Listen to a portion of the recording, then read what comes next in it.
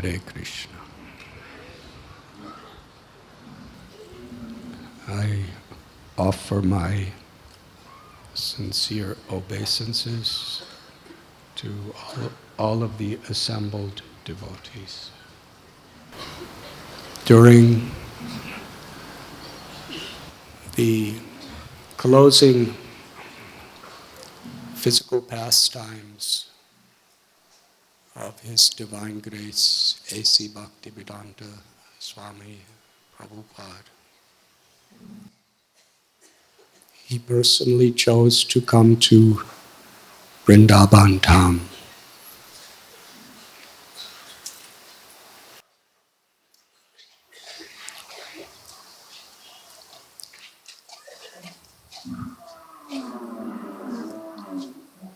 He left Sri Radha Damodar temple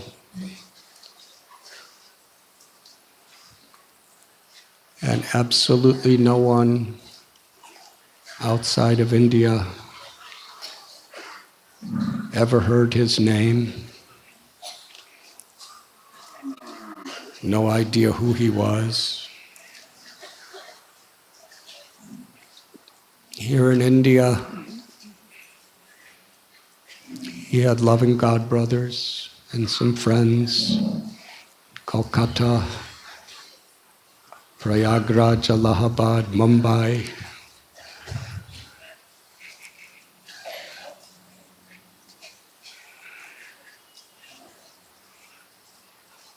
Various places.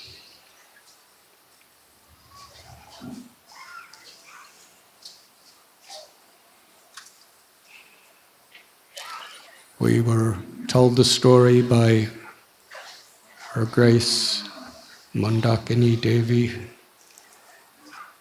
of how Srila Prabhupada, before boarding the cargo ship Jaladuta in Calcutta, he visited Mayapur Dham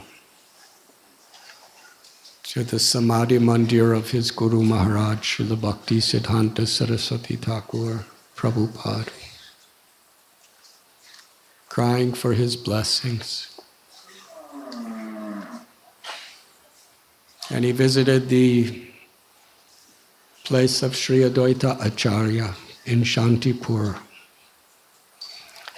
where Lord Chaitanya, Lord Nityananda, and Advaita Prabhu performed many pastimes. In fact, that place on the banks of the Ganga in Shantipur and Navadvip, Sri Advaita Prabhu was feeling so much compassion upon all the people in the world.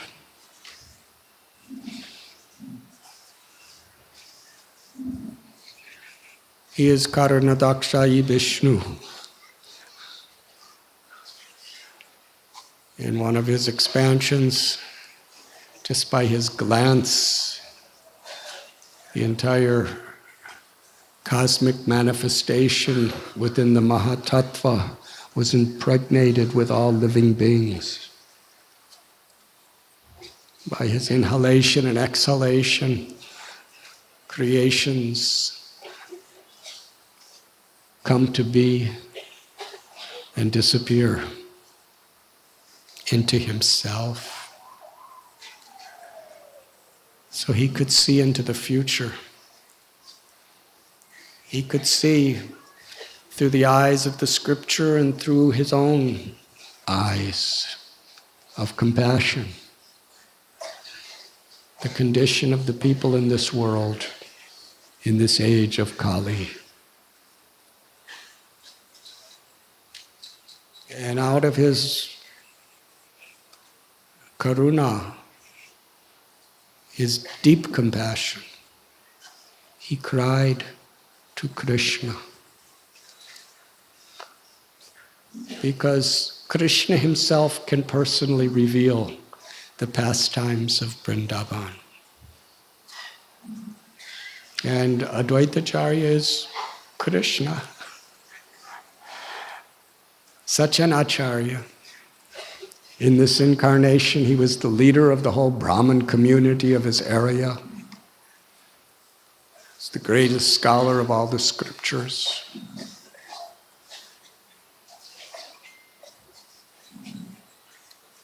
But still, only if Krishna personally comes to reveal his Vrindavan pastimes can the people be delivered in this age of Kali.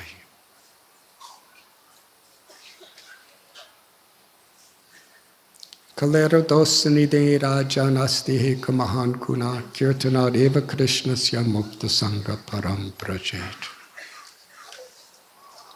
Kali Yuga is an ocean of shortcomings and faults, problems, disasters, sufferings. But there is one benediction, that Krishna, Kali Kale Namarupe Krishna avatar, Krishna incarnates in his holy names.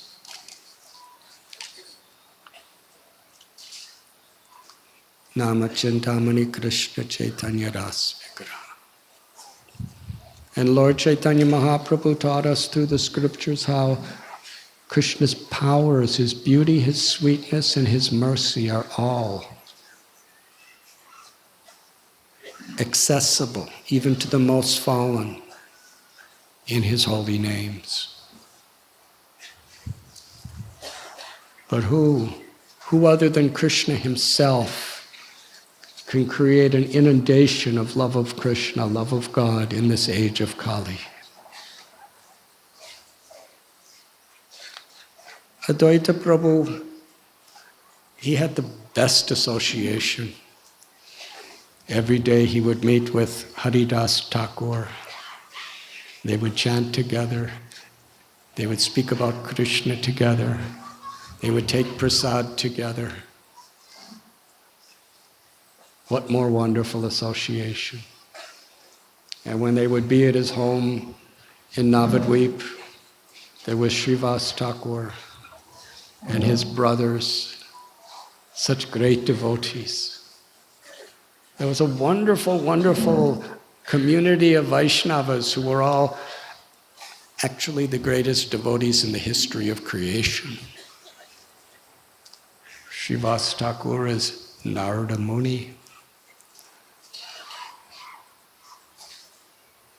the guru of Prahlad, the guru of Valmiki,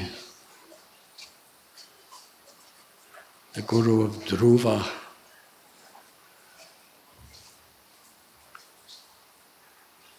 There's no end to the list. And he was in Navadvip, and he was also singing with his brothers, crying out the holy names, begging Krishna to come. So Sri Advaita Prabhu, he shed countless tears of compassion for you and for me and for everyone, as he was loudly crying out for Krishna to descend to this world.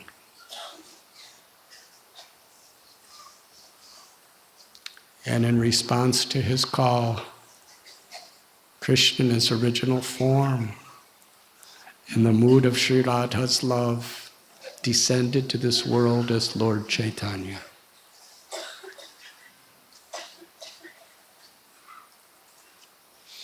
And after Sri Chaitanya Mahaprabhu took sannyas in Katwa, and he took sannyas especially for the purpose of spreading Harinam Sankirtan and Krishna Bhakti and Krishna Prema to people in all directions. He was brought by Lord Nityananda to Shantipur to meet with Sri Advaita Prabhu and Sachi Mata and all the devotees of Navadvip. And there for many days they had Hari Kathan, Hari Kirtan throughout the day, and Sachi Mata was cooking for Lord Chaitanya and all the devotees.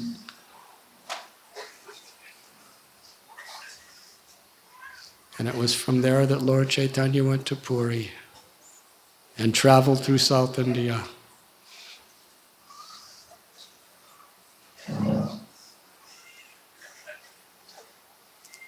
So when Srila Prabhupada came to Shantipur, it was very special.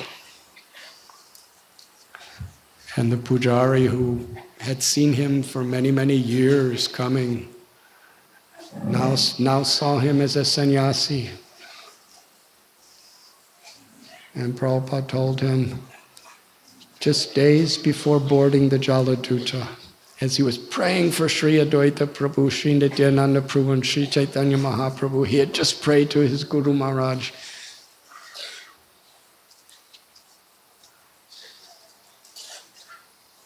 He told the priest,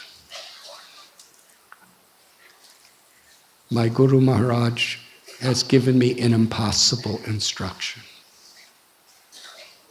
to spread Lord Chaitanya's message all over the world. I am praying for blessings. And he boarded the Jaladuta. His son, who just passed away last year in Kolkata, Shriman Vrindavan Chandra Day,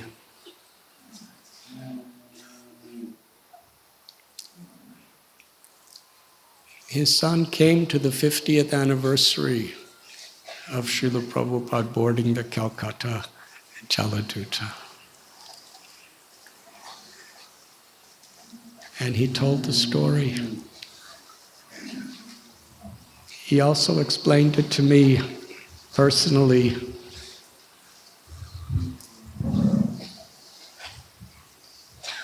And I remember asking him, when your father boarded that boat, what were you thinking? And now I'm going to fast forward, and then I'll rewind. In Calcutta, he explained how Prabhupada was staying in the simplest possible little dharamshala free for sadhus. And he called his son and asked him, will you bring me to the docks, the King George dockyards, to put me on the ship?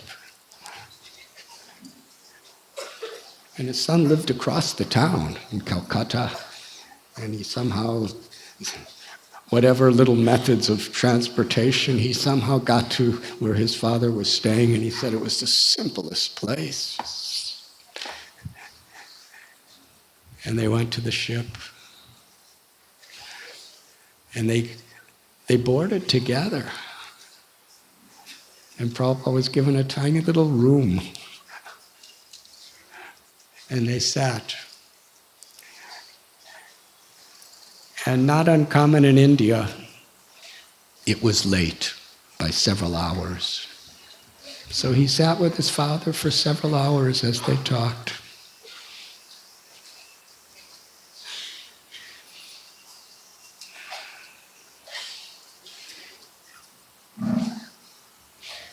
And then the horn blew.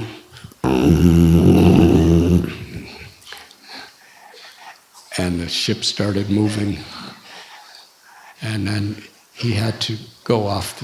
He offered his pranams, his obeisances to his father, touched his feet. Srila Prabhupada embraced him. And as the ship was leaving, now we rewind to when I asked him, what were you thinking? He said, as he was seeing the ship passing, he knew that Srila Prabhupada was 69 years old. He was not in good health. He had no money. He didn't know anything or anyone about the West.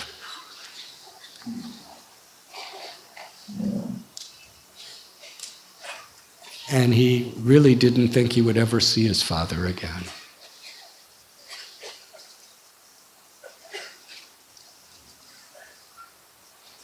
And then he began to cry. He said, I was proud of my father.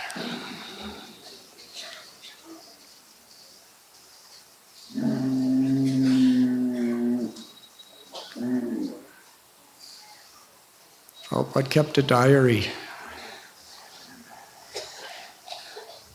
And while he was on Jaladuta, he wrote passage of how he was feeling deep and great separation from Vrindavan, from Radha Govinda, Radha Gopinath, Radha Damodar, Radha Madan Mohan. So far from his home in Vrindavan. But he was happy because he was doing the will of Sri Chaitanya Mahaprabhu for the holy names to spread in every town and village, which was the order of his spiritual master.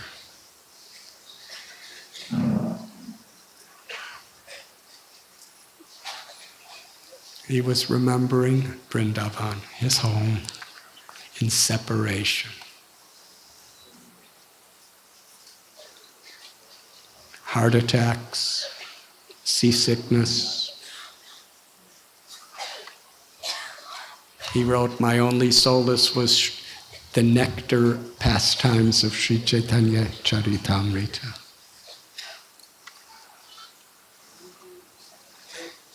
Then he came and saw Boston.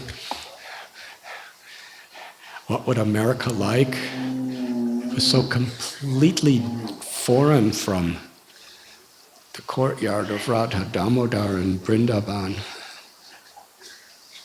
And that's where he prayed, Krishna, if you do not give me the words to speak, and if you do not give these people the power to understand your words,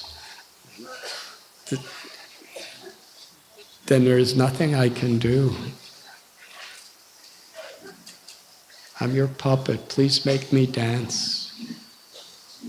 Let your message transform their hearts so that they will be happy.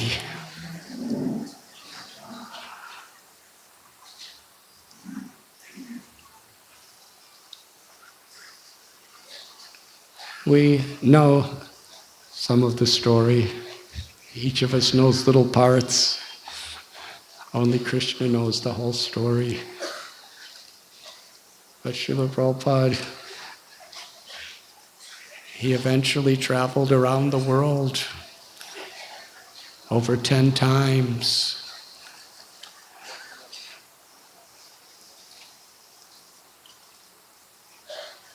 He established so many temples, so many millions of books, and so many hundreds and thousands of people were becoming devotees on one level or another.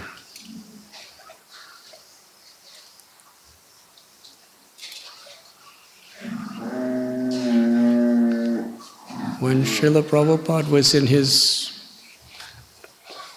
closing pastimes,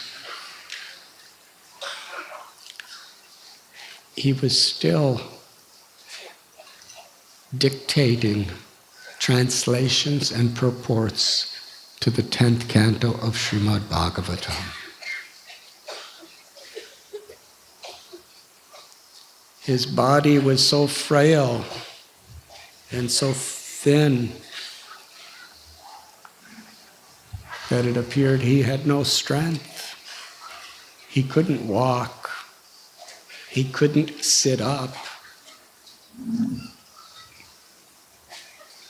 He just was laying there. Devotees would have to prop him in different ways. But even while there, he had devotees hold the microphone to his mouth, and he was giving the world the Srimad Bhagavatam. And the last chapter was the Brahma Vimohan Lila. And in one purport, it was in a place where Brahma was seeing Krishna in the form of all these limitless cowherd boys and limitless calves, all turning into forms of Vishnu.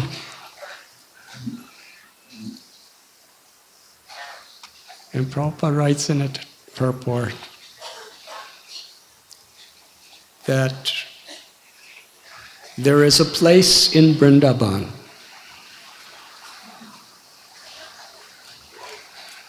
where there was no temple.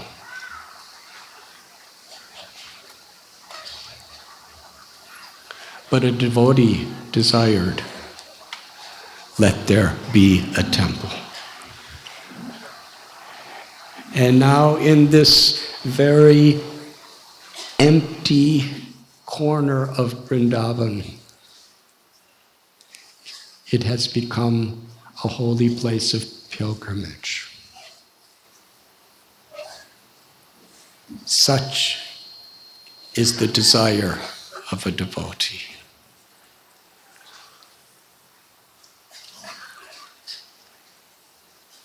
Srila Prabhupada left Vrindavan with nothing and he came back, and by his desire, Krishna Balaram temple was built.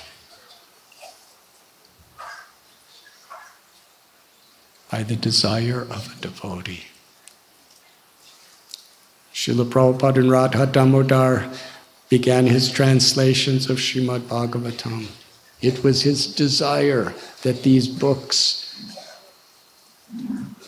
in the English language and in all other languages be distributed throughout the world. At that time, Srila Prabhupada he had no money for paper. There was no publishing house that was giving him advanced funds. Practically every word of every page, he had to type it with his fingers. He had to edit it. He had to take the manuscripts by Tonga to Mathura, by third-class train to Delhi. But his desire from that little room, hundreds and millions of books have been printed, published, and distributed in practically every language of the world. When Srila Prabhupada was in New York, he was practically homeless. He even wrote that I was loitering without any friend, without any means, practically like a vagabond. Because he had no place of his own, he was just constantly being kind of bounced from one little place to another, other people's houses. He had nothing, but he desired a temple. And from that desire, now there are hundreds and hundreds and hundreds of temples all over the world. There's hundreds of deities of Radha Krishna in temples all over the world. There's tens and thousands of temples in people's homes throughout all the countries of the world, practically. Such is the desire of a devotee.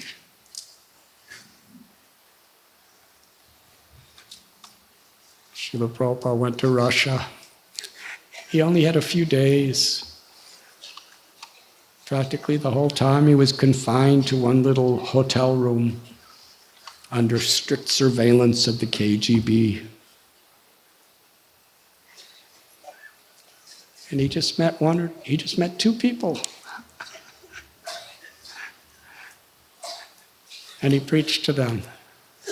And he desired that this part of the world, behind the Iron Curtain, the former Soviet Union, would be filled with Krishna consciousness. And today,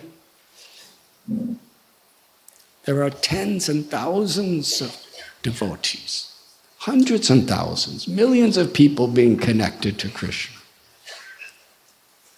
Outside of India, the former Soviet Union has more devotees than any other place on planet Earth.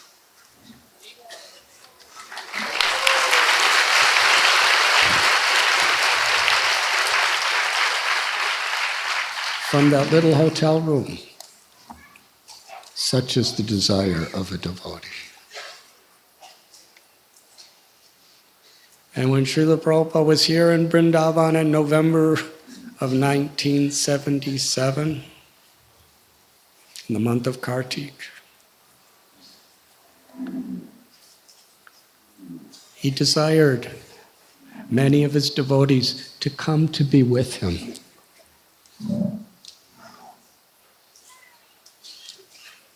Here in Vrindavan.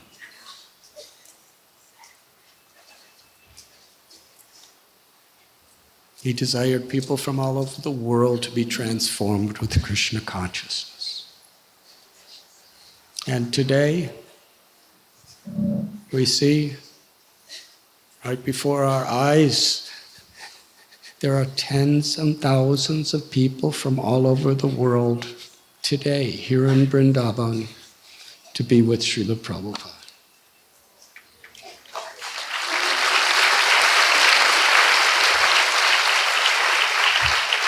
And millions of people throughout the world receiving the mercy of Vrindavan.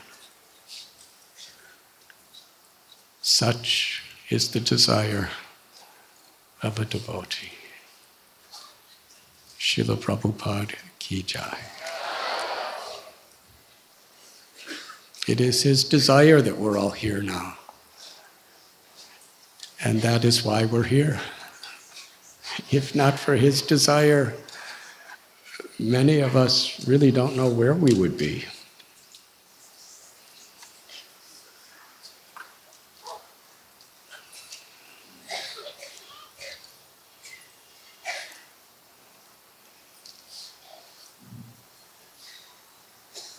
And that is something we should always remember.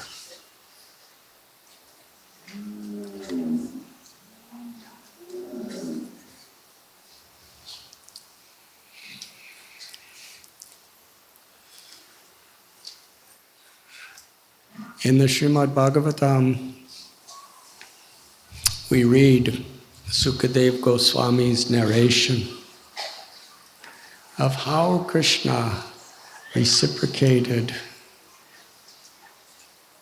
so intimately and personally with each and every one of his devotees. And everyone in Vrindavan was a devotee. How Krishna reciprocated with the flowers and the trees, with the stones, with the insects, with the birds, with the deers and the animals of all varieties, and with all the gopis and gopas, the Brajvasis.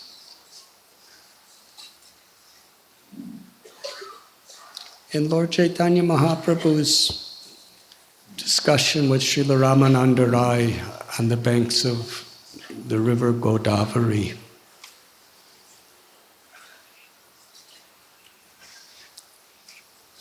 he induced Ramananda Rai to speak the highest truths.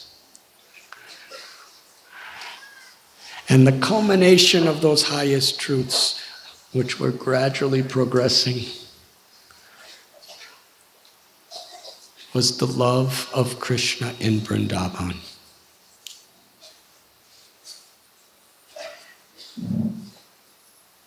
The love of the gopas, the love of his parents, Vatsalya Ras, and the love of the gopis. And when Lord Chaitanya asked Ramananda Rai, please tell me something more, what is higher than the love of the gopis? Ramananda Rai couldn't believe that that question could be asked. What could be higher than the love of the gopis? But then he revealed among all the gopis the love of Sri Radha.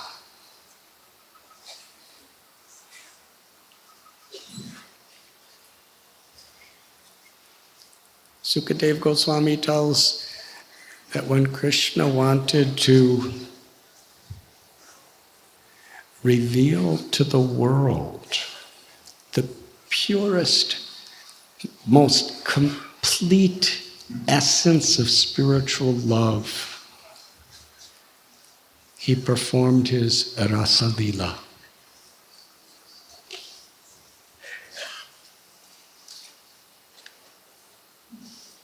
It was the full moon night in this month of Kartik. And by Krishna's desire, his Yogamaya Shakti made the most perfect, enchanting arrangements. As the moon was rising, Yamuna River was blooming with lotus flowers. The jasmine malati flowers were blooming and filling the atmosphere with the sweetest divine fragrance. The bees were humming, the auspicious birds were singing. The moon was transcendentally luminous with a red color. It was very large. Krishna was born in the dynasty of the moon. And here, Krishna, the crescendo of all of his leelas, was about to take place. It was perhaps the most beautiful moonrise in the history of existence. Just to create an enchanting environment for Krishna to exchange love with his purest of all devotees. The moon was rising, and that golden reddish color, it filled the sky, and totally intoxicated. Even Krishna was intoxicated by his own creation.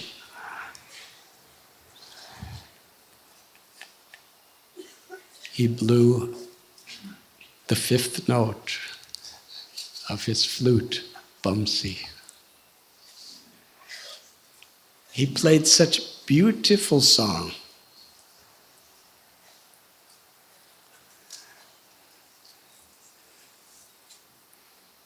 When Krishna played his flute, he was calling personally, individually, each of the gopis, just for them. From the deepest recess of his spiritual divine heart, his love was rising, coming through his breath and blowing through the holes of the flute. When that music floated through the airwaves of Vrindavan, it entered into the ears of each gopi. And through the ears, it totally enchanted their minds, captivated their minds, and then entered into the treasure of their heart. And Shukadev Goswami tells, when that music of flute, Krishna, through that music, entered into the treasure of their hearts and stole the most precious jewels of their love. He was calling them to him. He was standing on the bank of Yamuna in the forest under a tree that is known as Bamsivat, a banyan tree where he played Bamsi.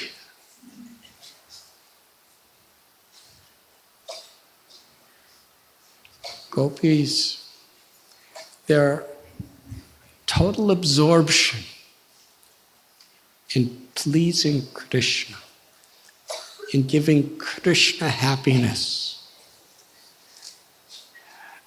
that was their only reality. Whatever they were doing, they just left it behind and ran into the forest.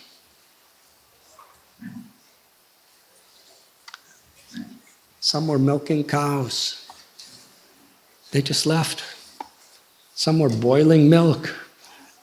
They didn't even take the pot off the fire. They just left. Some were serving their families prasad. They didn't say anything. They just left. Whatever they were doing, some were getting dressed. They didn't even finish dressing. They just left.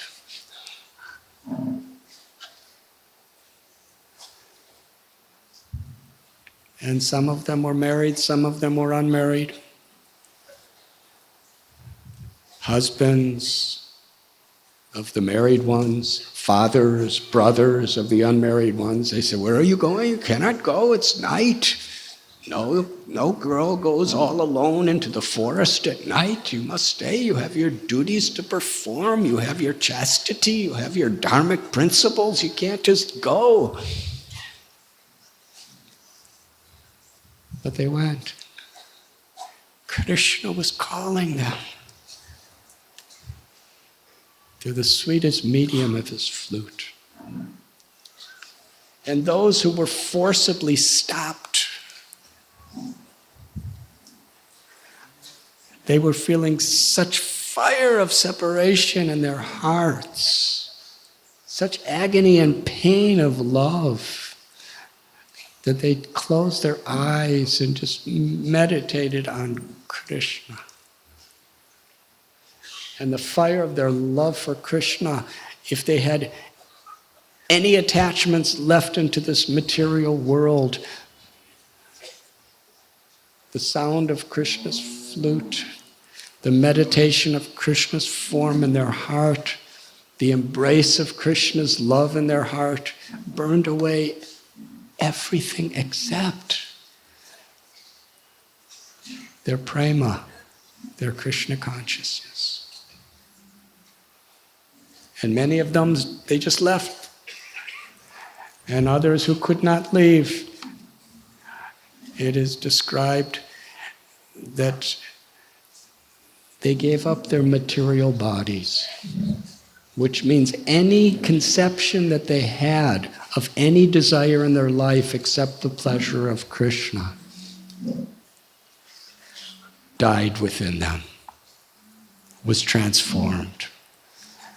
And now they were completely, purely, wholly, spiritually filled with love for Krishna. And when gopis finally came to Bamsivat, Krishna told Swagatam, welcome.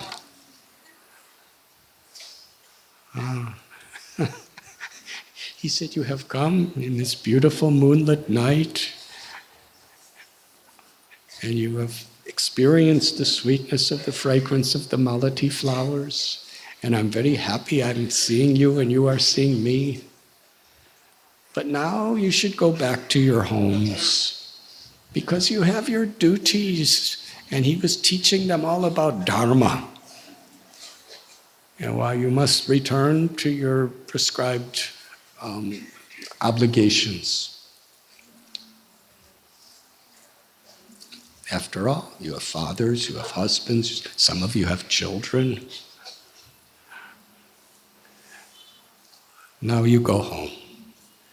After all, to attain love for me, it is accomplished by hearing my teachings and hearing my pastimes and hearing my glories and meditating on me and seeing my beautiful form as the deity and worshiping me and chanting my holy names.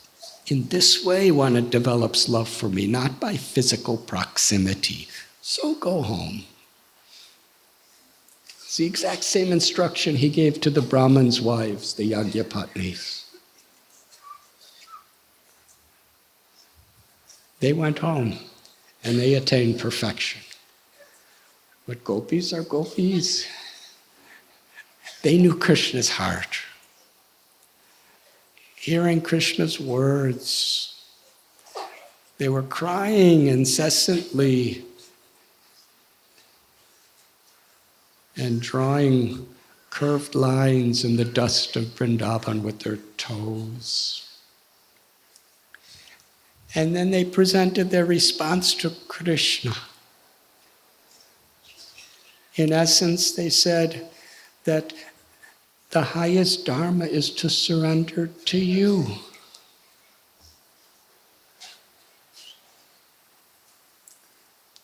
Bhagavad Gita was spoken later, so they didn't quote the verse.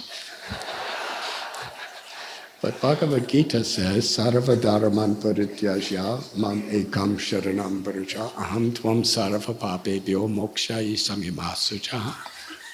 Abandon all varieties of dharma and just surrender to me. I shall deliver you from all sinful reactions. Do not fear. So even though Krishna didn't say this yet in Bhagavad Gita, this is an eternal truth. And the gopis, although they were simple cowherd girls who were very simple, unsophisticated, and totally humble, they had understood way beyond all the conclusions, the siddhantas of all Vedas. They just loved Krishna.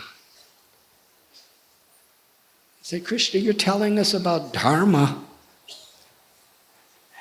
And even though, and this is one of the sweet qualities of Vrindavan Leela, is when there was a requirement, they had full knowledge that Krishna was God. But they didn't really believe it. They believed it, but they were beyond it. They were above it. So the gopis loved Krishna because he was Krishna. Yes, of course they believed it, but they were so beyond it. They loved Krishna because he was Krishna. But still, they said, Krishna, you are telling us dharma, but you are the super soul, the Paramatma within the heart of every living being. Everything is an expansion of you. You are the life of all life. If you're not in the heart of anybody, they cannot live, they're dead. So any love anybody has for anyone, that love is ultimately for you, and only an illusion do people not understand that. So in loving you, we are giving the complete love to everybody. So why are you telling us to come home? We have come here to give our hearts, our lives to you. Do not do this to us. And Krishna was satisfied. He was defeated by the gopis.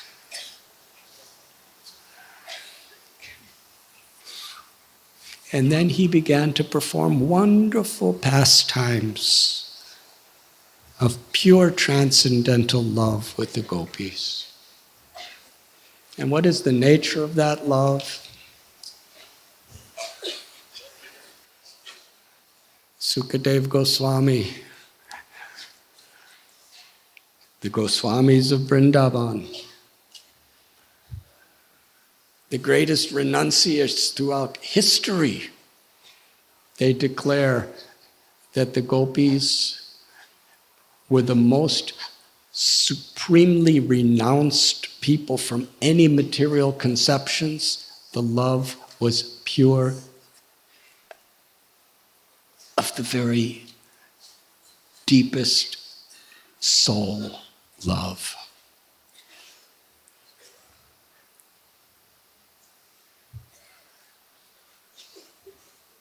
And they exchanged in so many ways. And each gopi was thinking, because Krishna was making every gopi think, I'm only with you. So gopis were thinking, of all these gopis, Krishna's only with me. And little pride appeared in their heart. It wasn't material pride. They were actually proud of Krishna for giving him such mercy. But still, Krishna disappeared. And they were all searching for Krishna. They went deeper and deeper into the forest. And Sukadev Goswami tells the nature of their absorption in Krishna. They were asking the trees. They were asking the bushes. They were asking the forest animals, did you see the son of Nanda Maharaj? Did he come this way? They would go from one tree to another tree, from one bush to another bush, but nobody was answering.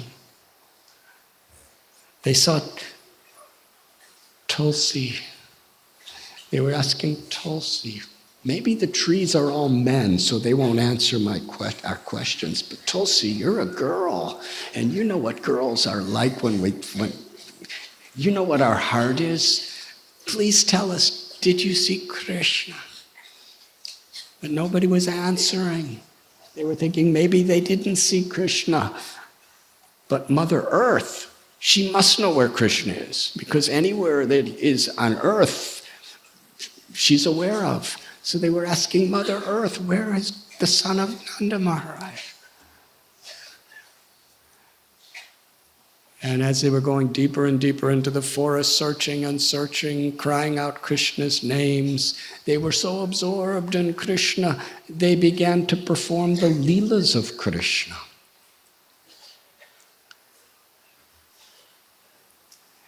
And eventually, as they were crying and crying and crying, completely in a state of spiritual madness, some gopis were playing Putana, and some were playing baby Krishna, and some were playing Sakatasura, and others, and one gopi kicked her.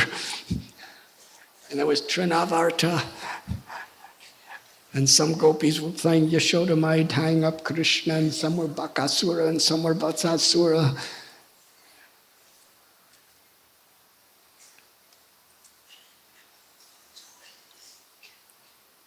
And then they happened to see Krishna's footprints.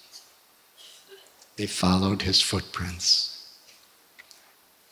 And they noticed that there were two sets of footprints. And that is where Sukadev Goswami reveals the supreme love of Sri Radha. That the crest jewel of all self-realized souls, of all lovers of God, the gopis, they proclaimed that this gopi, Krishna left all the rest of us only for her. Her worship, her love is supreme.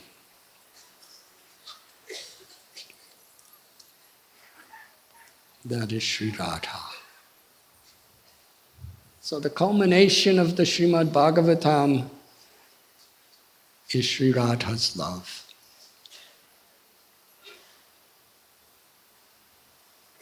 Sukadeva Goswami was trying to restrain himself from speaking her name directly because he's an eternal associate of Srimati Radharani in this spiritual world. And to speak her name, he may have gone into a state of ecstasy where he would not have finished Srimad Bhagavatam in 7 days. But as he was describing this supreme Gopi who loves Krishna more than everyone and anyone, the name of Sri Radha, Aniyadadita, came from his mouth.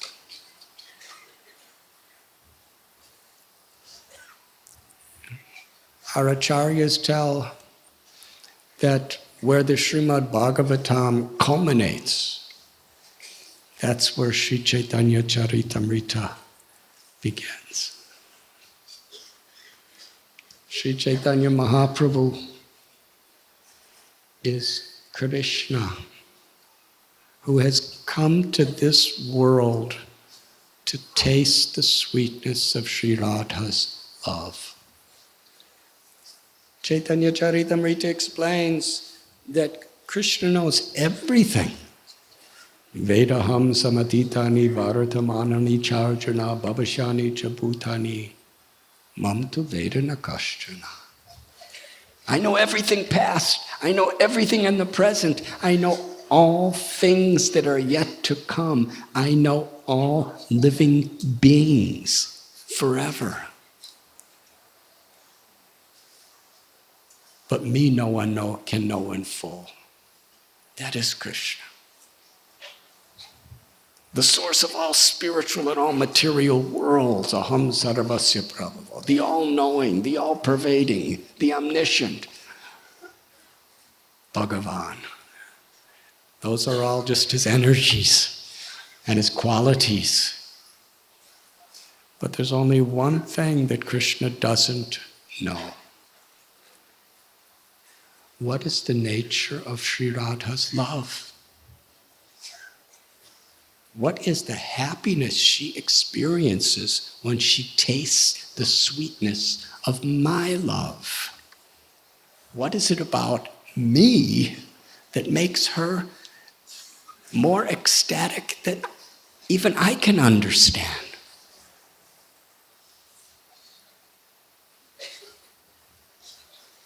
So Krishna,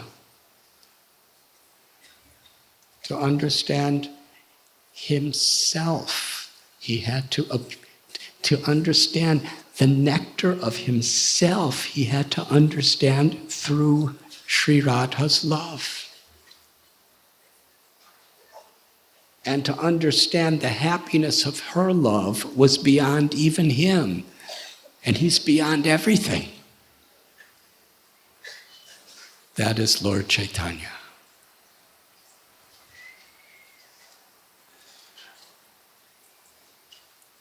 When Lord Chaitanya was in South India, in Srirangam, at the house of Venkatabhatta, during his South Indian tour, when he came to the Ranganath temple, which was it was the main headquarters for Sri Yamunacharya, Sri Ramanujacharya, and the Sri Sampradaya for the last 1,000 years since Sri Ramanuja. He came before the timeless deity of Ranganath and was dancing and singing in great ecstasy of love. Venkatabhatta was one of the pujaris. He invited Lord Chaitanya to his home. Venkatabhatta had a son. He was about 7 years old. His name was Gopal Bhatta. The little son, he witnessed his father welcoming Lord Chaitanya into their home. Venkatabhata, with great devotion and humility, he washed Lord Chaitanya's lotus feet with scented water. With such happiness. And he gave some of that water to his little son Gopal Bhatta to drink. When Gopal saw the beauty of Sri Chaitanya Mahaprabhu, when he saw his father and his uncles, Trimala Bhatta and Prabodhananda Saraswati, when he saw their devotion to Lord Chaitanya, and then the water was sprinkled on his head and he tasted it. Immediately Gopal entered into a state of ecstatic love for Krishna. Ecstatic love for Mahaprabhu. And he wept tears and fainted. And from that day on, Gopal Bhatta was constantly engaged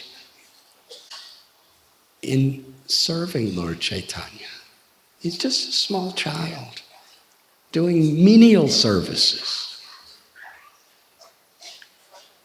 And his father, Venkatabhata, was so proud to see his little son Gopal so attached to this great sannyasi.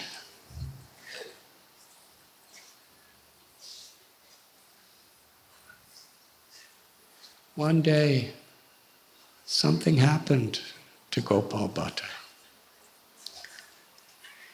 He began to feel in his heart a deep pain because he understood that Lord Chaitanya is Krishna.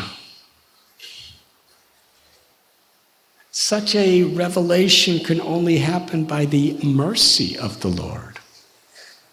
He understood that he was Krishna, the supreme enjoyer, the husband of the goddess of fortune. And he had heard about Lord Chaitanya's pastimes in Navadvip. And where Lord Chaitanya had beautiful black hair. There was nothing more beautiful in the entire creation than the splendor of Lord Chaitanya's hair. And he would wear a wonderful yellow dhoti and jewels.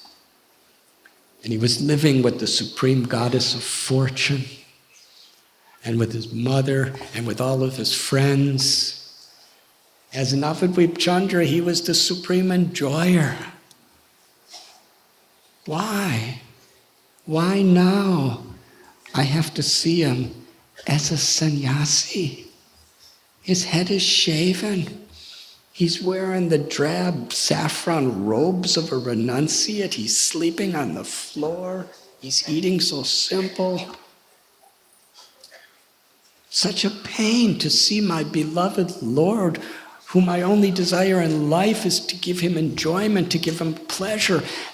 And he's living as an ascetic. Day after day, he was crying in this mood.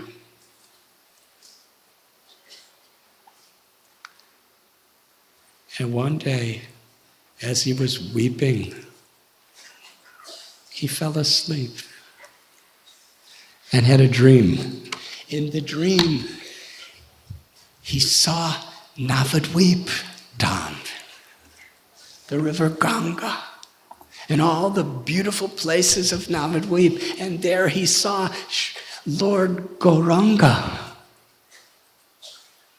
with his beautiful hair, wearing beautiful clothes, as the crest jewel of all Brahmins, and he was walking with Nityananda Prabhu and Advaita. Gopal Bhatta, his heart was flooding over with happiness to see the Lord in this darshan.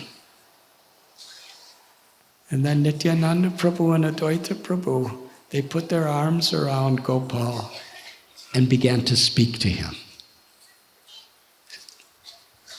And it's just before the first word came out, and he was so much waiting for this message from Nityananda and Advaita, he woke up. And when he woke up, he was in such an ecstatic state, he ran to where Lord Chaitanya was personally sitting in his house. And he ran to Lord Chaitanya and he was crying and he fell at Lord Chaitanya's lotus feet, surrendering his heart, and he looked up.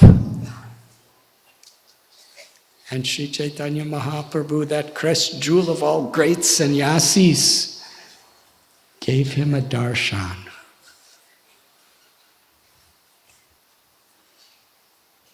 He saw Lord Chaitanya manifest his form of Shamsundar, Krishna.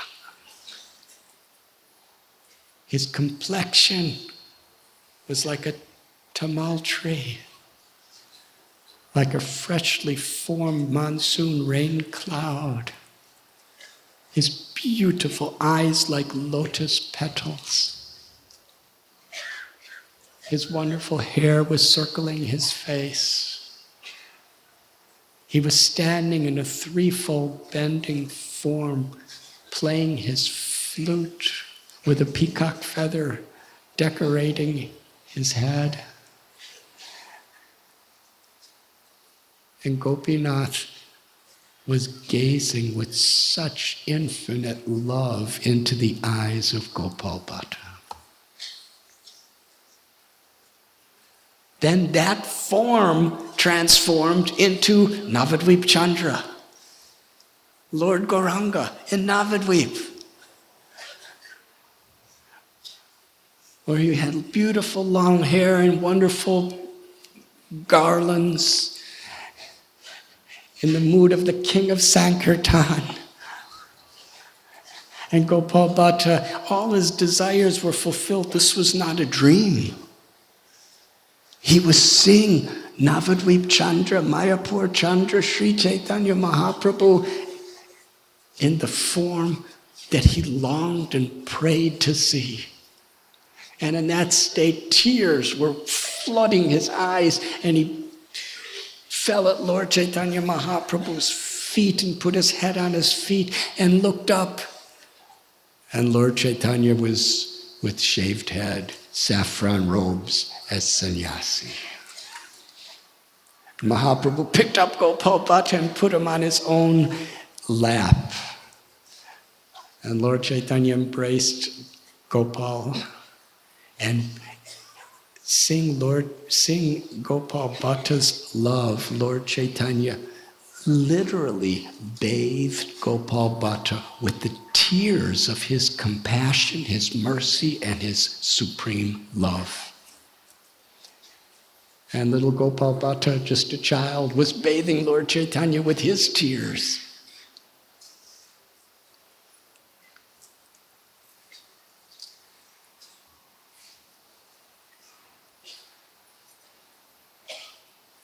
Lord Chaitanya told Gopal Bhatta, you should not tell anyone what you have seen. Somehow or other, in Bhakti Ratnakar, it is revealed to all of us.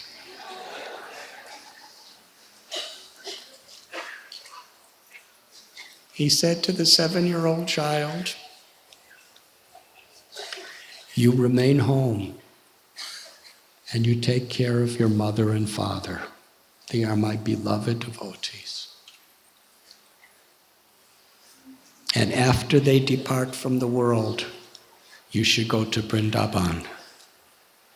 And there in Vrindavan, you will meet with Srila Rupa Goswami and Srila Sanatana Goswami. And be a brother to them. And there you and the Goswamis, you will take the essence of all the knowledge, of all the Vedas, of all the scriptures, and reveal Vrindavan. Reveal the essence of Krishna Prema of Vrindavan. And people from all over the country will come to be your disciples, Gopal. And it is through your disciples that these books of the Goswamis will be distributed throughout the land.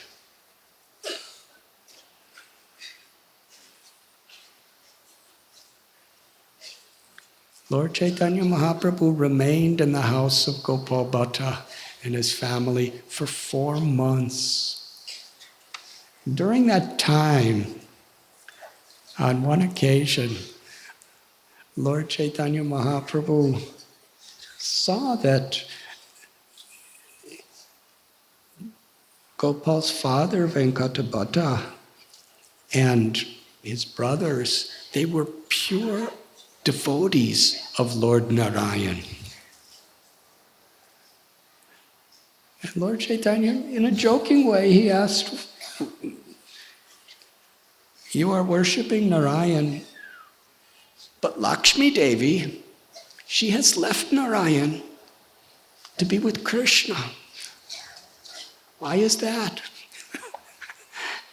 And Venkatabhatta, it's a very long story, I'm going to make it very small. Venkatabhatta said that there's no problem for that because Lakshmi is completely chaste and faithful to Narayan. She's the supreme goddess of fortune, and Krishna and Narayan are the same person. Narayan is just in Aishwarya Bhav and Krishna's Madhurya Bhav. In Narayan and Vaikuntha, the Lord is manifesting his supreme power and opulence, and in Krishna his sweetness and his beauty. But same, so there's no fault in Lakshmi to going to Krishna because Krishna and Narayan are the same. Lord Chaitanya said, yes, that is true, but why is it that she wanted to enter into the Ras Leela with Krishna and the gopis and she was not allowed? Hare Krishna. And at this moment, Venkatabhatta said, "You are Krishna." Now I don't know the answer to that question, but you know the answer. And then Lord Chaitanya Mahaprabhu began to explain the supreme sweetness of Vrindavan, the supreme sweetness of the gopis' love, which is beyond Vaikuntha. And not far from here, across the Yamuna River, is Shrivan, also Bailvan. Did you visit there during the parikrama? In that place, Lakshmi, she left Vaikuntha. She's constantly living over the heart of Lord Narayan. And it is described by the gopis that Lakshmi, although she has an exclusive place on the chest of Narayan, she's there. No one else could be there. She actually wants to leave there to serve the dust of his feet. Even though there's so many Tulsi Devis there at the feet, and so many devotees are there at the dust of his feet, she would rather be with countless devotees and so many Tulsis and everyone else at the feet than in her own exclusive position on his chest. That menial, loving service to the lotus feet of the Lord. So Lakshmi Devi, she went to Shrivan, where she was performing. She wanted to enter into Vrindavan, cross the Yamuna to participate in the Ras Leela with the gopis.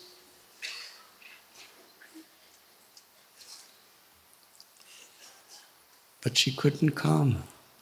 She was doing tapasya there for very, very long time.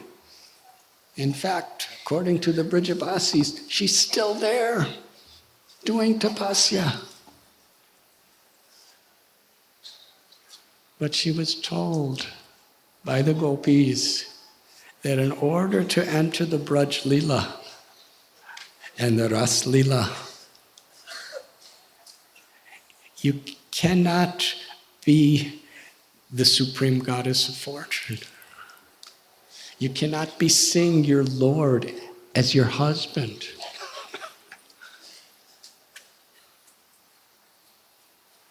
You have to be in the simple mood of a gopi, of the servant of a gopi, and see Krishna as your lover in this way.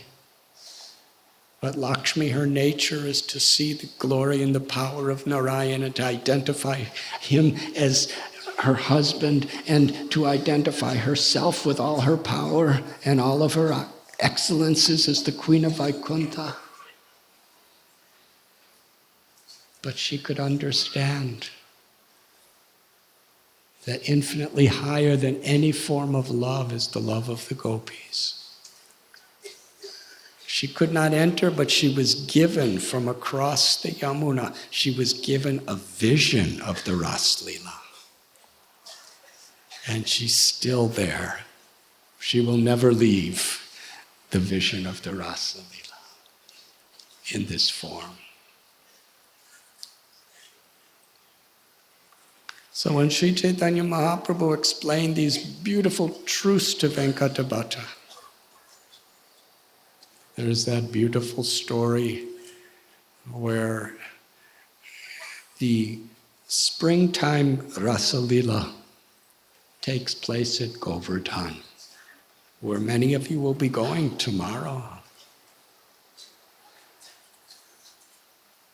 In the Gita Govinda of Sri Jayadev Goswami, it describes the beautiful, loving exchange between Sri Radha, Gopinath, and gopis at Govardhan.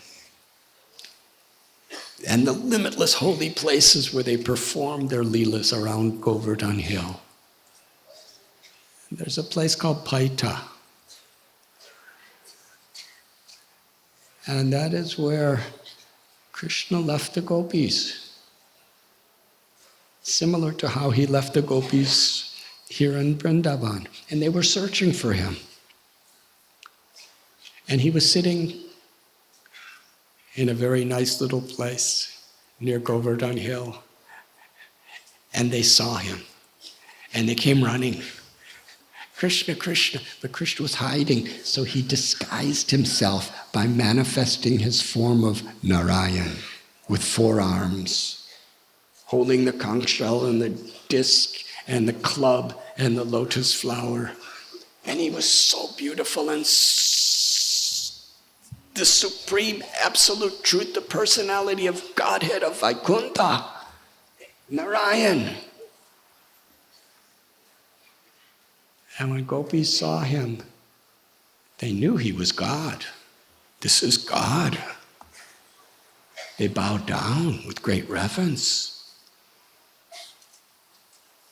And they only wanted one benediction.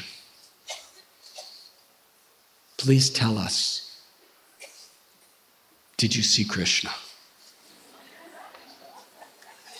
That's the same question the gopis were asking the trees and the insects and the deers and the birds or Narayan. That was their love for Krishna. They just wanted Krishna. Natanam najanam sundarim kavitam vajakatisha kamaye mama janmani janmanishwari bhavatad bhakti rahoita kitvai. When Sri Chaitanya Mahaprabhu composed Shikshastakam, he composed these 8 verses in the Gambhira. in Sri Jagannath Puri. There in the Gambhira, he was manifesting what the world has never seen. The ecstasies of Sri Radha's love and separation from Krishna. And Lalita Saki, Vishaka Saki incarnated with him as Ramananda Rai and Swarup Damodar Goswami. And there Sri Radharani was revealing her heart and revealing the doorway for each and every one of us to enter into her heart, into the loving pastimes of Krishna through Shikshastakam.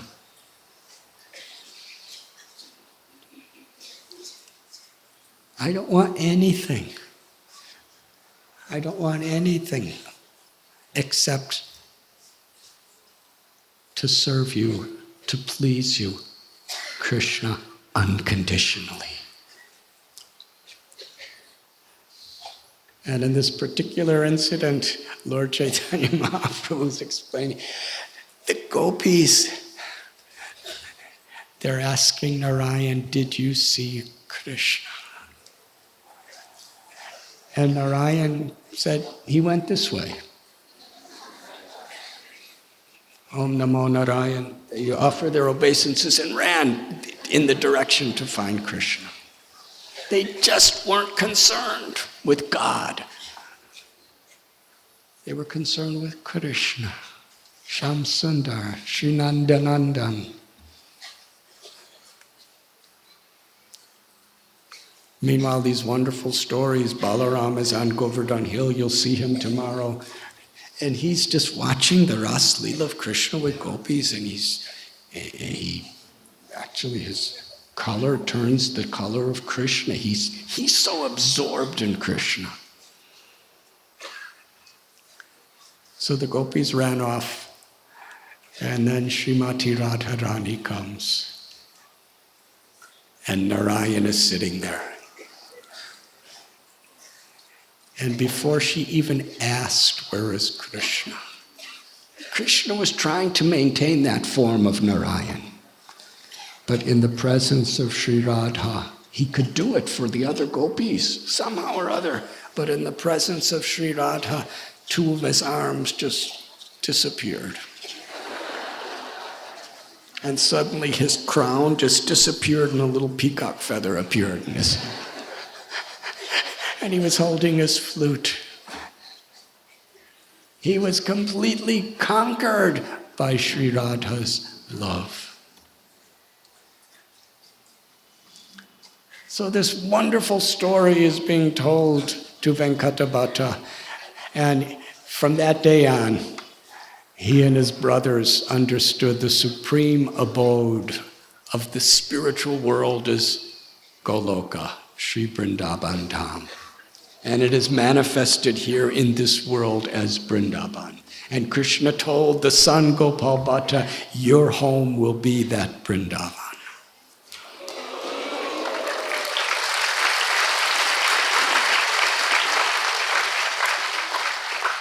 And during his parents, he studied under his uncle, Prabodhananda Saraswati, and he became such a great scholar of all the Vedas and the Vedantas, all with the sweetness of pure bhakti.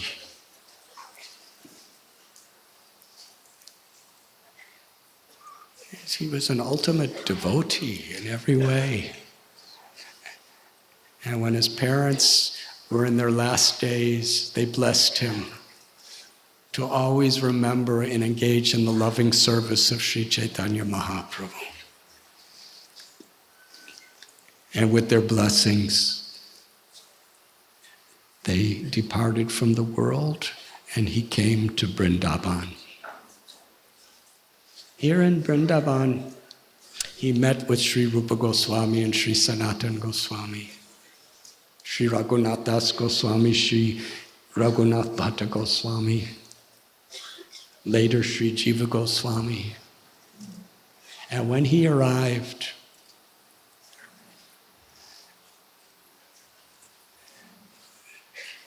something special happened. Let us travel to the Tota Gopinath temple in Jagannath Puri.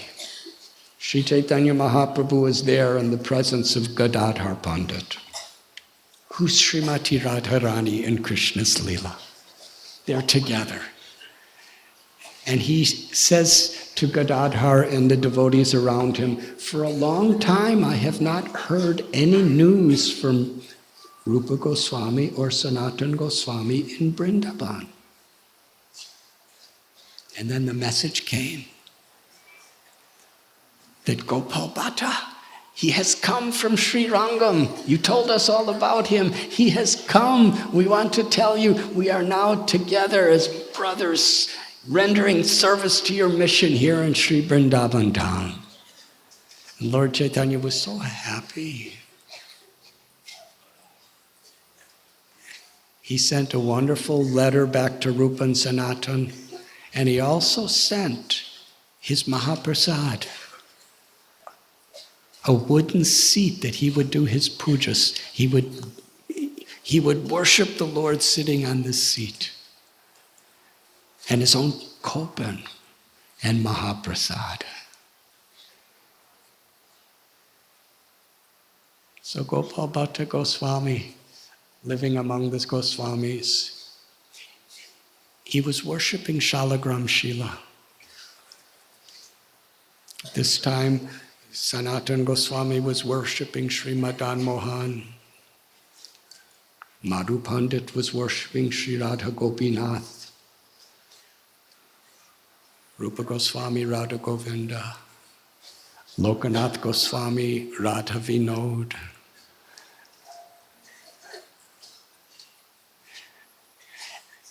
And so much the Lord wanted to be served by Gopal Bhatta Goswami. And Gopal Bhatta Goswami so much wanted to serve the Lord intimately in his threefold bending form. So Gopal Bhatta, he prayed in this way. It is said that a devotee came from a distant place, a wealthy man, and he brought so many crowns and flutes and jewels and clothes for the Goswami's deities. And Gopal Bhatta Goswami so much wanted to offer this to the form of the Lord. And just the day after Narasingha Chaturdasi, he went to the Jamuna to take his bath and bring water back to do abhishek for his Shalagram Shilas. And when he returned, one of those Shalagram Shilas had manifested, self-manifested, the threefold bending form of the most beautiful deity. He had wonderful lotus eyes. He was playing his flute so sweetly.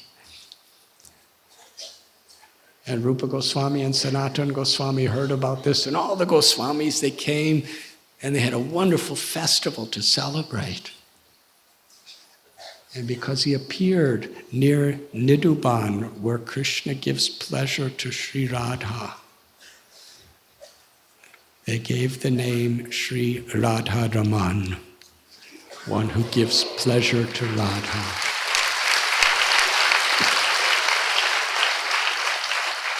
And in our Sampradaya, Gaudiya Sampradaya, Sri Chaitanya Mahaprabhu told Sanatana Goswami that there's three principles that are the sum, substance, and essence of all knowledge of the Vedas.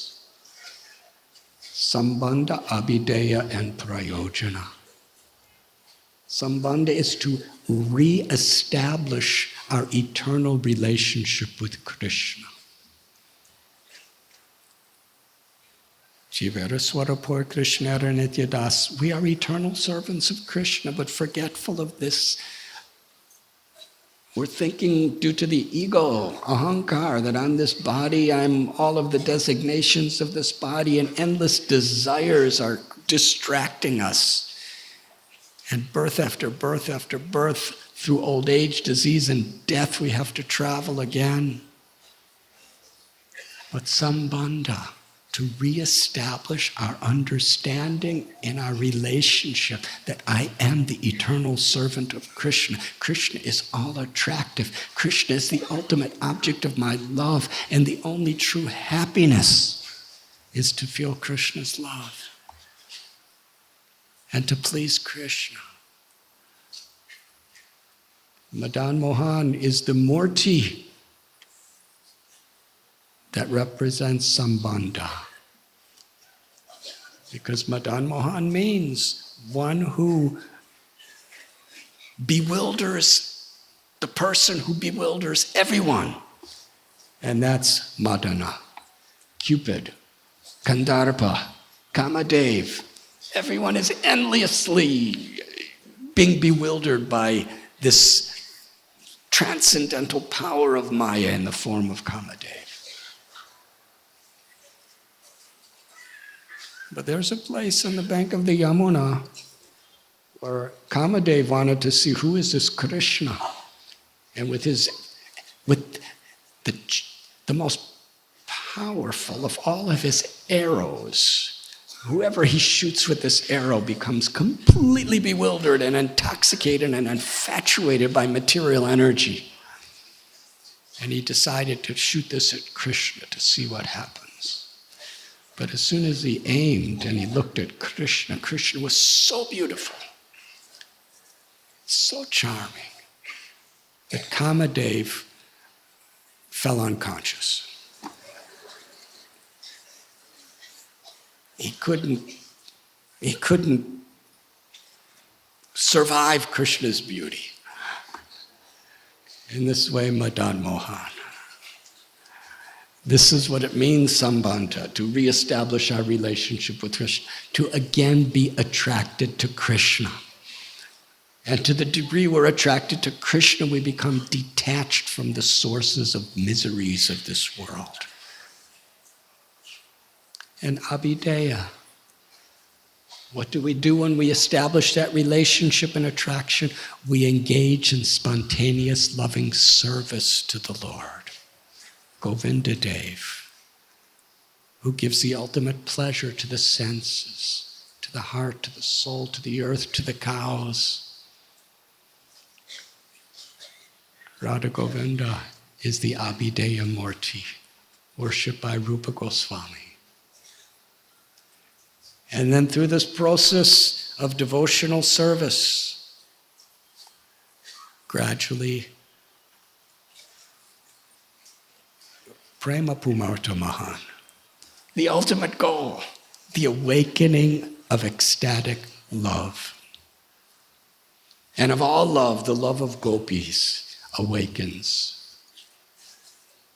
That is prayojana, the achievement of the ultimate goal of unmotivated, uninterrupted, pure love of Krishna. Gopinath. When the Goswamis saw Radharaman, they all agreed and proclaimed that all three murtis are simultaneously present in Sri Radharaman. Madan Mohan, Govinda, and Gopinath. They are all here. Gopal Bhatta Goswami was worshipping Sri Radharaman with his heart, his life, his soul, year after year. But one day, he was feeling a certain guilt. Why?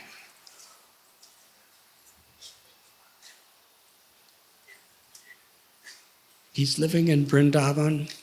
He's best friends with Raghunath Das Goswami, Rupa Goswami, Sanatana Goswami.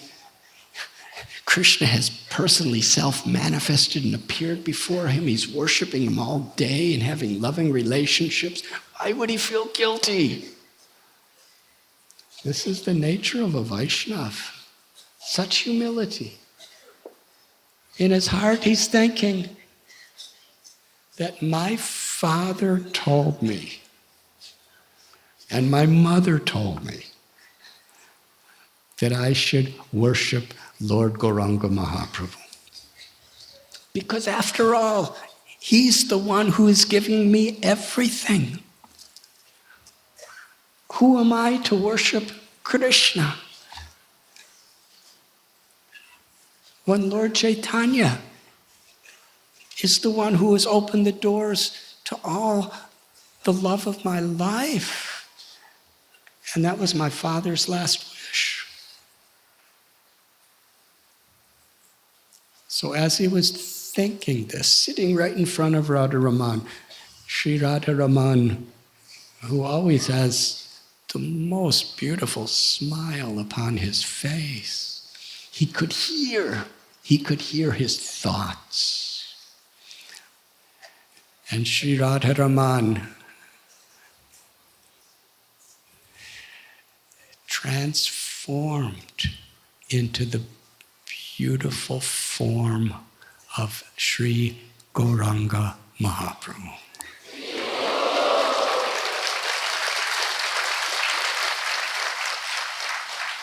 He saw Lord Sri Chaitanya, the ultimate Lord of his life. And Lord Chaitanya was gazing upon him and smiling upon him. And then Lord Chaitanya came back to the form of Sri Radharaman. And from that moment, Gopal Bhatta Goswami had full realization that Sri Radharaman and Sri Chaitanya Mahaprabhu are one and the same.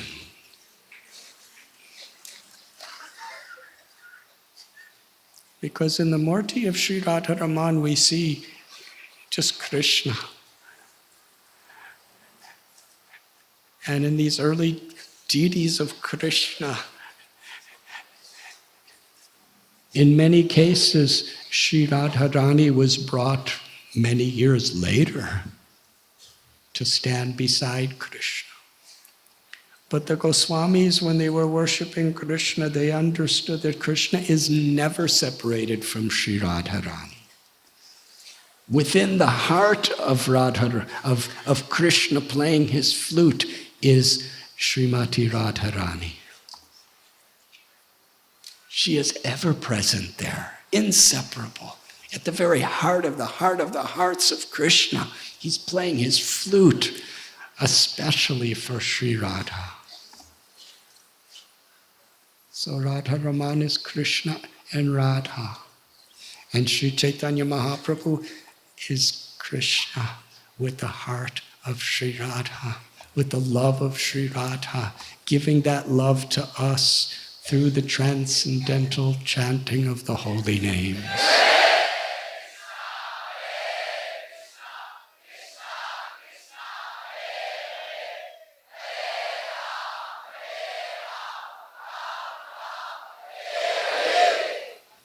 I'm sorry, but you sound so tired.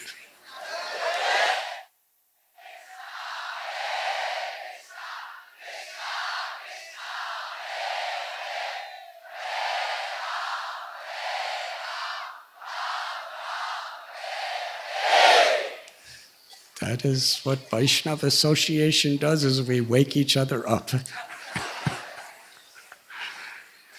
Because we have a tendency to get spiritually sleepy, but in the association of devotees, we wake up.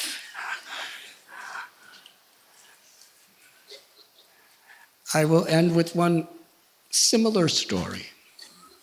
Sri Rupa Goswami and Sanatan. They were prime minister, home minister, finance minister of the entire kingdom of Bengal. Fabulously wealthy, young, beautiful, healthy, extremely learned in every way, popular and loved by everyone in the society. But by the influence of Lord Chaitanya Mahaprabhu, Param Drisvani Vartate, they had a higher taste. The taste of the sweetness of serving the mission of Lord Chaitanya in the ecstatic mood of a loving servant of Krishna. And they left everything. Sanatana Goswami even had to endure from going to living in a magnificent palace willingly. He was put in prison. And somehow he escaped, and he was a convict. And he had to be hiding and going through all these secret places, through dangerous forests to escape. And Rupa and Sanatana eventually were living together in Vrindavan. And Sri Chaitanya Mahaprabhu, he met Rupa Goswami at Prayag and later in Jagannath Puri. He met Sanatana Goswami in Varanasi and later in Jagannath Puri. He originally met them at Ramkeli. Now they're in Vrindavan together. They were given this instruction because Sri Chaitanya Mahaprabhu came to Vrindavan, and it was just a beautiful, beautiful forest. But over the thousands and thousands of years, so many of Krishna's places of his leelas were forgotten. Sri Chaitanya Mahaprabhu himself rediscovered Shamakund and Radhakund. And personally, in great ecstasy, following in the footsteps of Madhavendra Puri, he performed the Govardhan Parikrama. Many of you will be following in his footsteps tomorrow.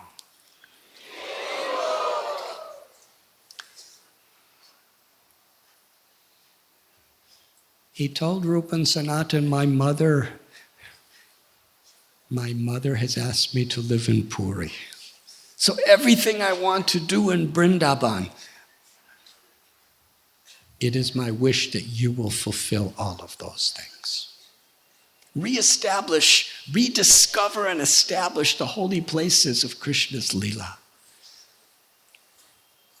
Extract the essence of all the Vedic scriptures and reveal the highest truth of the love of the Brajavasis for Krishna in Vrindavan, and ultimately the love of Sri Radha and Krishna, and the path of pure bhakti, the means to achieve. And by your own example, teach how a Vaishnava should live and the principles of true renunciation, and establish temples and the worship of the deities. So Rupa Goswami for many years was living here in Vrindavan, and along with the Goswamis, so many wonderful transcendental literatures had been composed. So many of the holy places of Krishna's Leela have been revealed. It is described in Sri Chaitanya Charitamrita that when devotees would come from Vrindavan back to Puri or Navadvip, the first thing others would ask, did you see Rupa and Sanatana Goswami?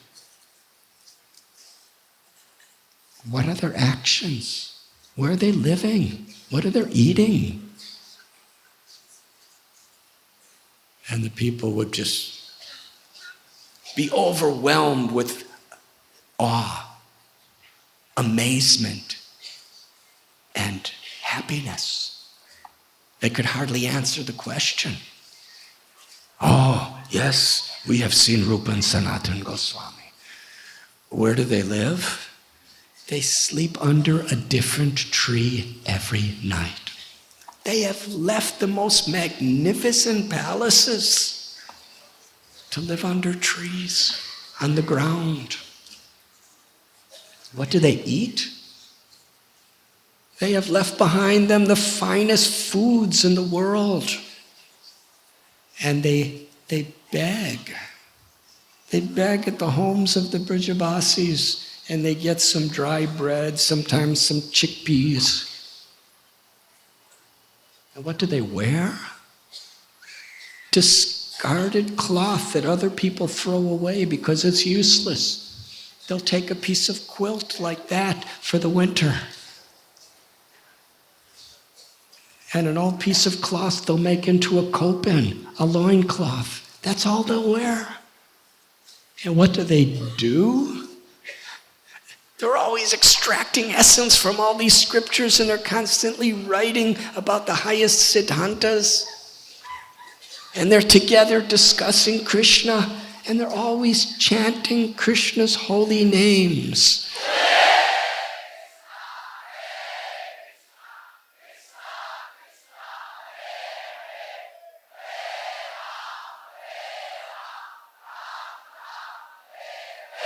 And they're so busy in this way that they hardly have time to sleep 1.5 hours a night. And oftentimes they're so absorbed in hearing and chanting and writing and doing parikramas that they don't even sleep at all.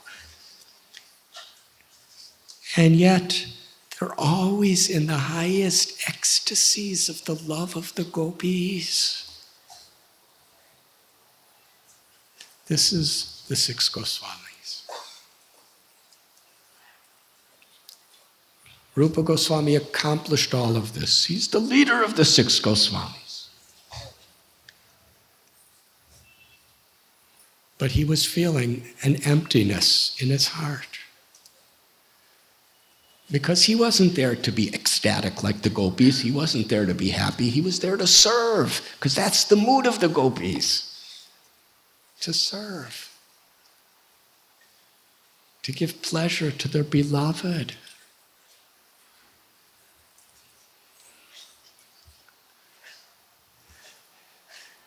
In Vrindavan and in the Vaishnava literatures, Vajranabh, the great-grandson of Krishna, had established the deity of Govinda Dev. Rupa Goswami, he felt it was the mission he had to Lord Chaitanya to please his heart, to establish a temple for Govinda Dev. But he couldn't find him. He was looking everywhere for years. He was studying various scriptures. He was studying ancient maps. He was asking Brijavasis. He was studying different records of Vrindavan. He was going to the homes of the residents of Braj Bhumi and inquiring and looking. And one day, he sat on the bank of Yamuna under a beautiful kalpavriksha tree, and was feeling this emptiness that I have not fulfilled the wish of my Lord Gauranga Mahaprabhu. And just then, a very charming little cowherd boy came to him. And he asked Rupa Goswami, "Why do you look despondent?"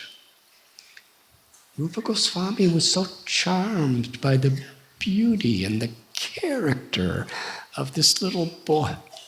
He had complete faith in this little boy, because you don't just reveal the inner feelings of your heart to someone unless you have trust in them. So he told this little boy, "I can't find Govinda." And the little boy smiled and said, "I know where Govinda is." He said, "Just close by, there's a hill called Gomatatil.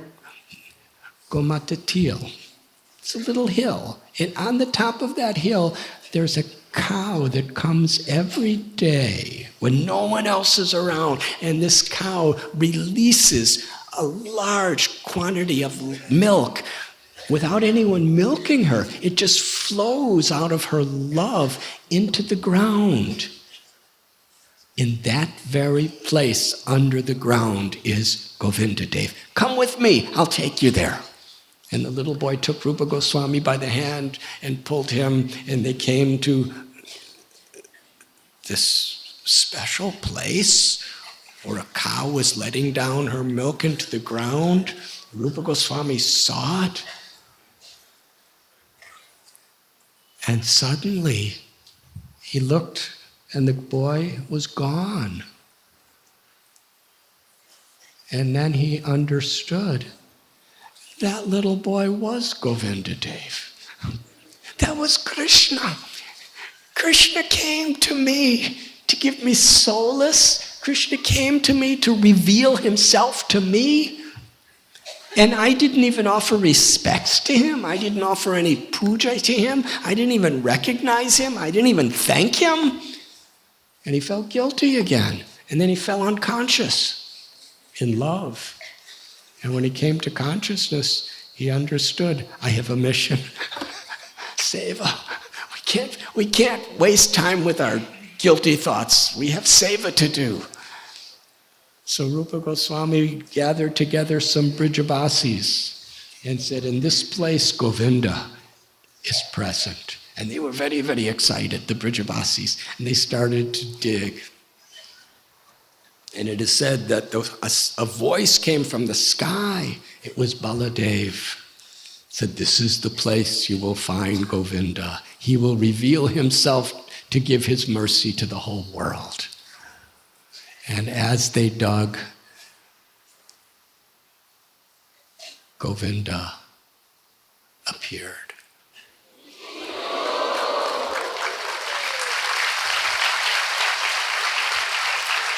The Bhakti Ratnakar describes that he was more beautiful than tens and millions of Kandarpas. And they made a little temple for him. And Rupa Goswami began the worship. Rupa Goswami wrote a letter to Sri Chaitanya Mahaprabhu. In those days, it was so nice in those days. There was no email. Somehow or other, people were happier. Now you want to write to somebody in New York, and you just go, and before you even finish chanting one Maha Mantra, they're reading it in New York. That's how fast email is. At least that's my understanding. In those days, if you wanted to deliver a message, you had to write it in palm leaves, because there was no paper and pens as we know it. There was no typewriters or word processors. Rupa Goswami would take a palm leaf and he or Jiva Goswami, his assistant, would prepare the palm leaf to make it a place or some bark from a tree, and then he'd get dyes from the ground to make ink, and then kind of carve into it and put the ink over it, a message, and then give it to someone, and that person had to walk to Jagannath Puri.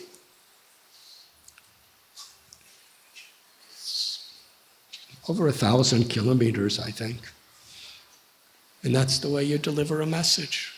So it probably takes from Vrindavan to Puri, probably takes about 3 weeks to walk for a fast walker. And Lord Chaitanya Mahaprabhu, he's in Puri, and he receives this message from Rupa Goswami. That for your pleasure, Govinda Dev has appeared. And he's so beautiful. And he's come to deliver the world, and we are worshiping him. And Lord Chaitanya was so happy for Rupa Goswami that he turned to his own personal assistant, Kashishwar Pandit. The story of Kashishwar Pandit is amazing. He was Lord Chaitanya's godbrother, one of the chief associates of Ishwara Puri. And Ishwara Puri had 2 personal assistants, Govinda and Kashishwar.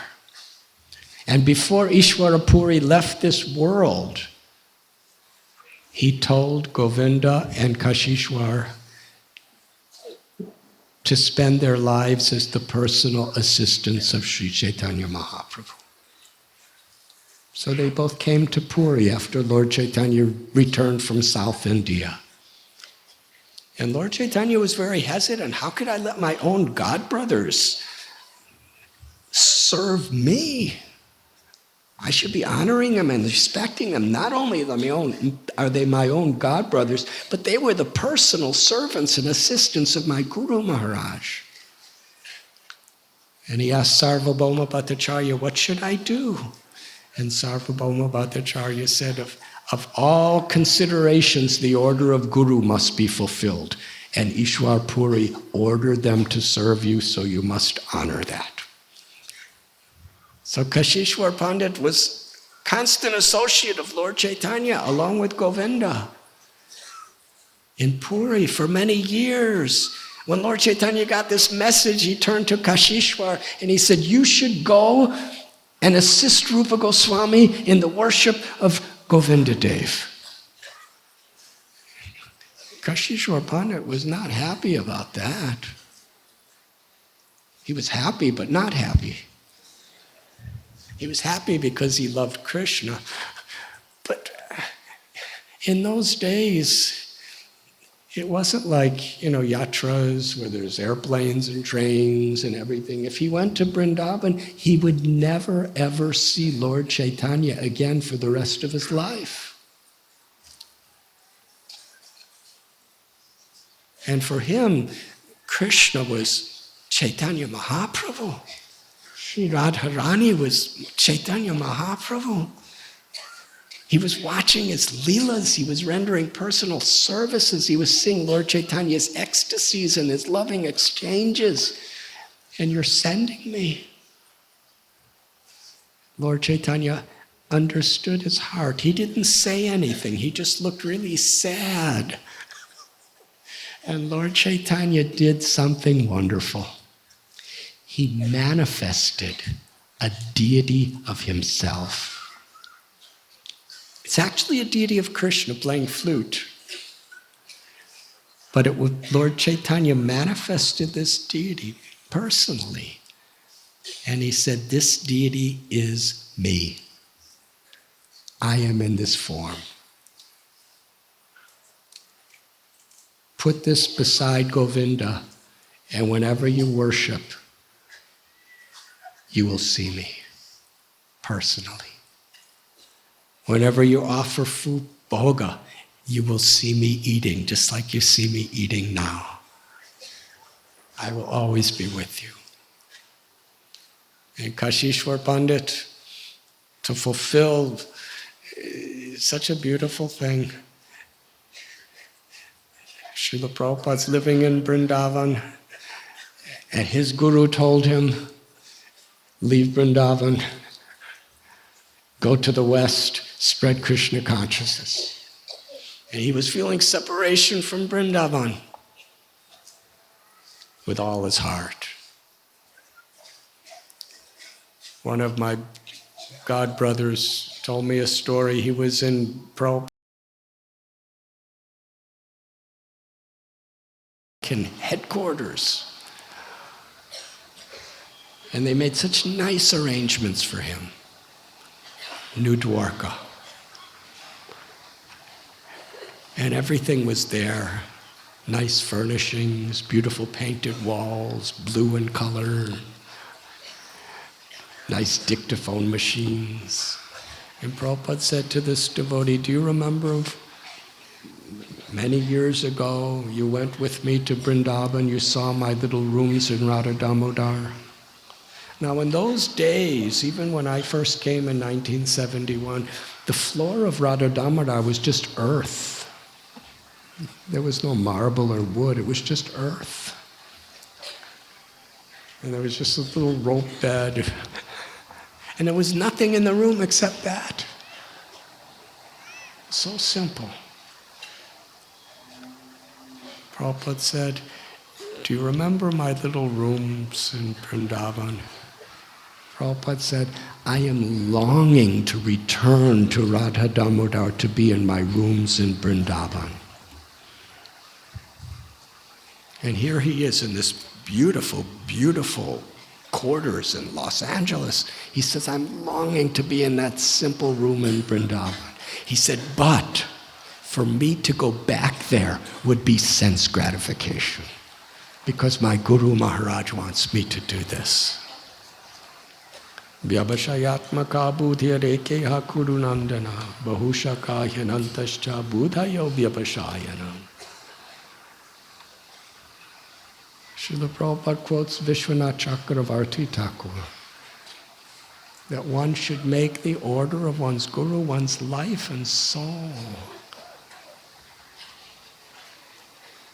Srila Prabhupada left Vrindavan in separation to make the order of his Guru his life and soul. And Kashishwar Pandit, he went to Vrindavan in separation from Puri to make the order of Jagat Guru, his spiritual master, his life and soul. Because his spiritual master Ishwara Puri ordered him to serve Lord Chaitanya.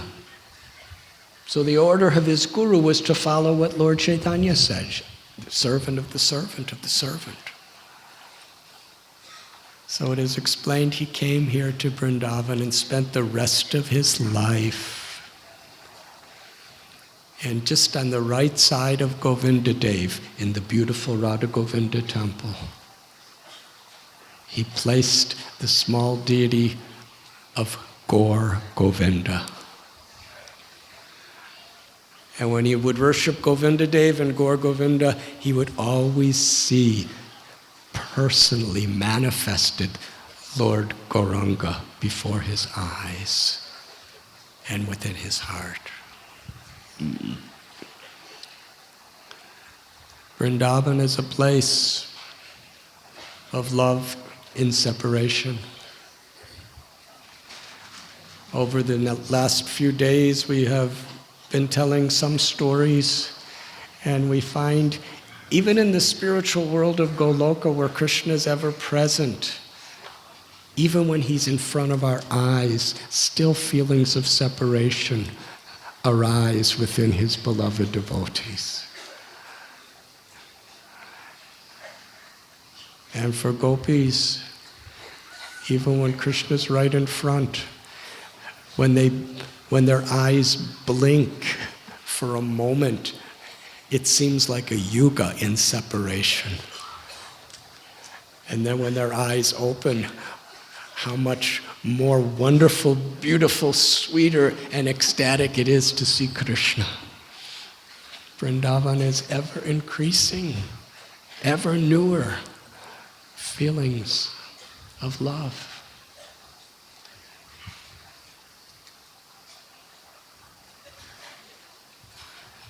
This is Srila Prabhupada's gift.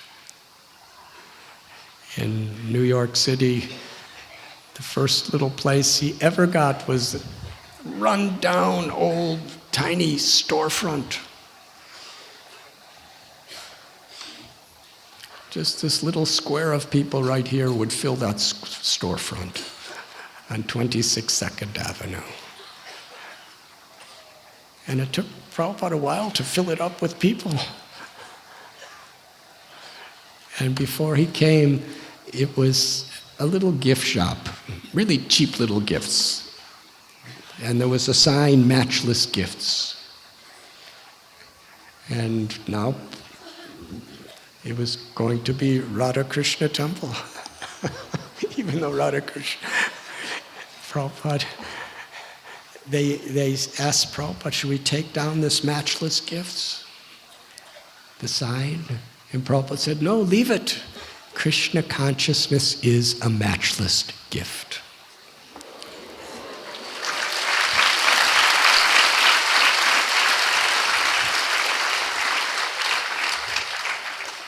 Premadan, the supreme treasure, the supreme glory of all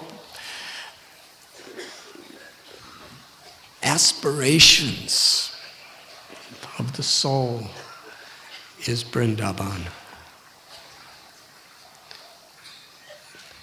And this is the matchless gift that Srila Prabhupada has given to each and every one of us and to the world. Let us be grateful. Let us be grateful to Srila Prabhupada, and let us be grateful to each other in Srila Prabhupada's name. And together, let us show our gratitude by inspiring one another to go deeper and deeper into pure bhakti and to assist Srila Prabhupada in spreading this great message of Sri Chaitanya Mahaprabhu, this culture of pure devotional service, according to our capacity, to the whole world. Thank you very much.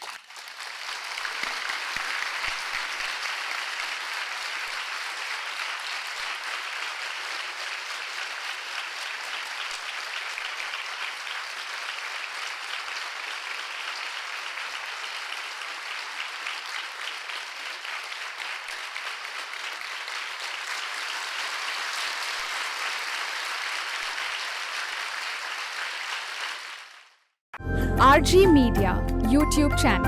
Like, share, subscribe.